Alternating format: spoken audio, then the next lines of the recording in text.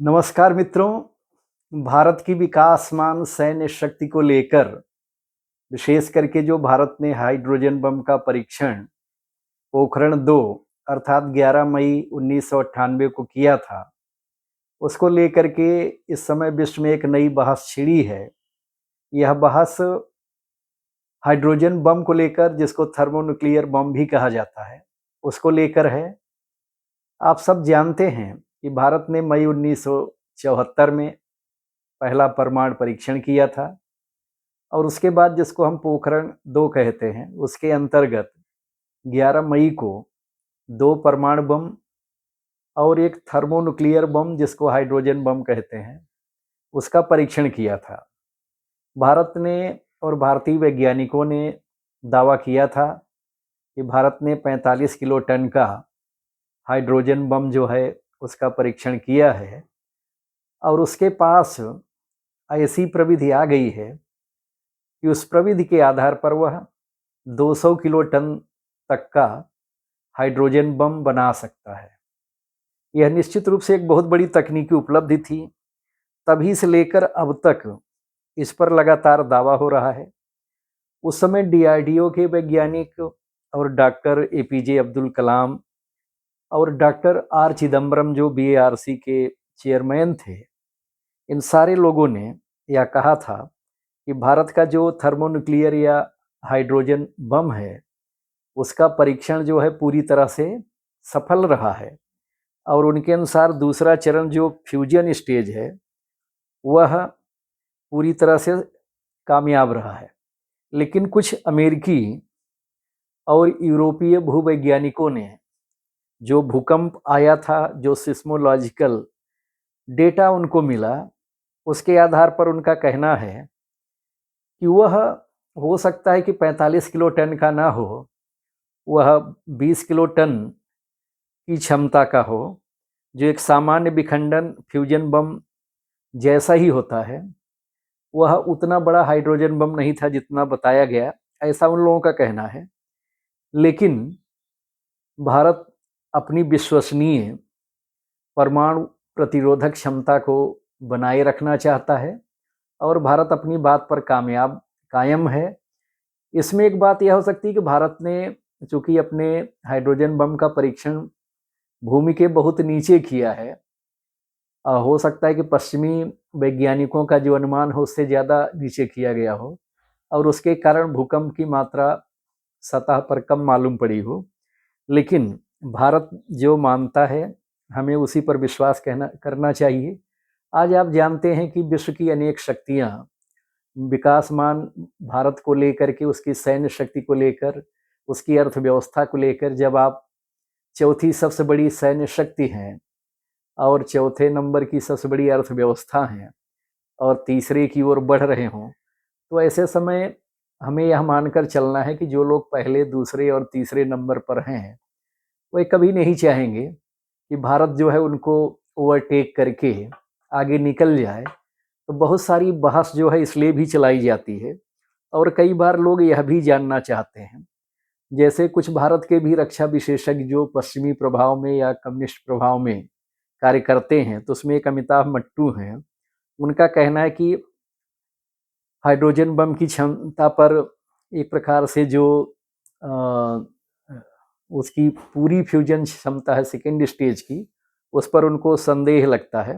उनका कहना है कि इससे जो क्रेडिबल मिनिमम डिटरेंस है, न्यूनतम परमाणु प्रतिरोधक क्षमता, उसकी विश्वसनीयता तय नहीं होती। लेकिन भारतीय वैज्ञानिकों का, भारत का मानना है कि हमने जो काम किया है वह पूरी तरह से सफल है और अब हमारे पास सुपर कंप्यूटर के माध्यम से वह तकनीक है कि हम सुपर कंप्यूटर में ही लगातार हाइड्रोजन बम का परीक्षण भी कर सकते हैं। उसकी जो डिजाइन है, हम मिसाइलों में जो MIRV तकनीक है उसके अनुसार उसको बदल सकते हैं। हमारे सामने आजकल परमाणु पनडुब्बियों से छोड़ी जाने वाली मिसाइलों की भी ज़रूरत है और चर्चा है और भारत ने INS अरिहंत, INS अरिघात और INS अरिदमन जैसी परमाणु पनडुब्बियों को इसलिए तैनात किया है, उसमें हम परमाणु मिसाइलें लगा सकें।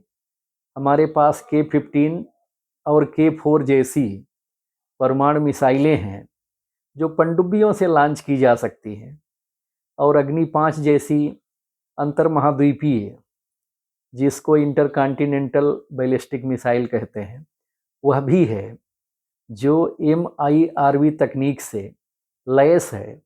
वह अनेक शहरों पर एक साथ जो है परमाणु बम गिराने में या हाइड्रोजन बम गिराने में सक्षम है, और इस कारण से कई बार एक अंतर्राष्ट्रीय षड्यंत्र चलता है। लोग जानबूझ करके भारतीय वैज्ञानिकों को, DRDO को या भारत सरकार को उकसा रहे हैं कि हमारी तरफ से कोई आधिकारिक प्रतिक्रिया आए, लेकिन भारत सरकार लगातार परिपक्वता का परिचय दे रही है, और ऐसे संवेदनशील विषय पर जो हाइड्रोजन बम और परमाणु बम से जुड़ा हुआ है, उस पर जो है वह कुछ भी आधिकारिक तौर पर कहने से बच रही है। यह एक प्रकार से आप कह सकते हैं कि शासकीय स्तर पर, सरकार के स्तर पर यह जो है बहुत बड़ी परिपक्वता का द्योतक है, और इस परिपक्वता के अंतर्गत जो है सरकार का जो स्टैंड है वह बहुत जरूरी और सही है। भारत सरकार की जो परमाणु नीति है, आप सब जानते हैं कि नो फर्स्ट यूज की है, अर्थात भारत किसी भी देश पर पहले परमाणु हमला नहीं करेगा, और अगर गैर परमाणु संपन्न देश है तो उस पर कभी नहीं करेगा। लेकिन अगर कोई परमाणु संपन्न देश भारत पर हमला करता है तो जो भारतीय प्रतिक्रिया होगी वह बहुत विध्वंसक होगी। उसके बाद उसका अस्तित्व ही संकट में आ सकता है, और इसी बात को ध्यान में रखकर भारत ने न केवल परमाणु बम बल्कि हाइड्रोजन बम भी बनाया है, और भारत सरकार इस बात को लेकर लगातार अपना कार्य कर रही है। लगातार इस दिशा में भारत को सशक्त बना रही है कि हमारे परमाणु बम भी ज़्यादा आधुनिक हों, उनका विकास होता रहे, नई तकनीक के साथ उनका समायोजन हो, और हाइड्रोजन बम के साथ भी वह क्षमता लगातार विकसित की जा रही है। आज भारत के पास जो सिपरी की रिपोर्ट आई है, स्टॉकहोम पीस रिसर्च सेंटर जो है, उसके अनुसार भारत के पास 190 न्यूक्लियर हथियार हैं, जिसमें परमाणु बम और हाइड्रोजन बम दोनों का समावेश है। भारत के पास आज त्रिआयामी, जिसको न्यूक्लियर ट्रायड कहते हैं, त्रिआयामी न्यूक्लियर शक्ति है, परमाणु शक्ति है।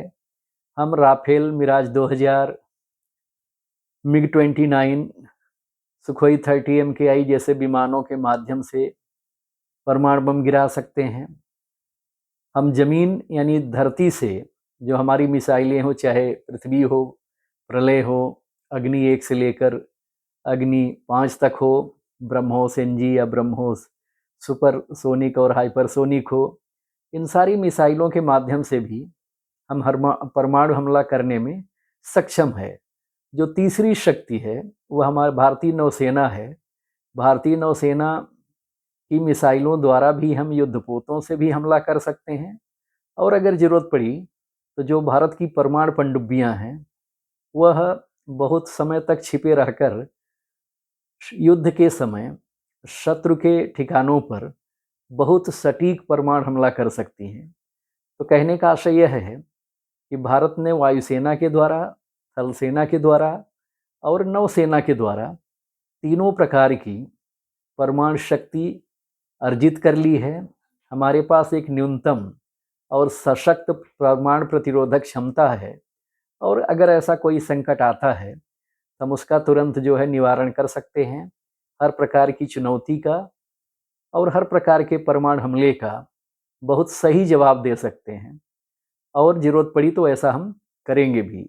तो कुल मिलाकर के मैं इस विषय पर जो चर्चा चल रही है कि लगातार पिछले, आप कह सकते हैं 1998 से लेकर अब तक भारत की जो हाइड्रोजन बम की क्षमता है उसको लेकर के जानबूझ करके एक भ्रम फैलाया जाता है। अंतर्राष्ट्रीय षड्यंत्र के अंतर्गत इसका जानबूझ करके दुष्प्रचार किया जाता है। तो हम भारतीयों को इस दुष्प्रचार से बचना होगा, और हमें भारतीय वैज्ञानिकों, DRDO, BARC और भारत सरकार की नीतियों और उनकी क्षमताओं पर पूरी तरह से जो है विश्वास रखना होगा। धन्यवाद। जय हिंद, जय हिंदी, जय हिंद की सेना।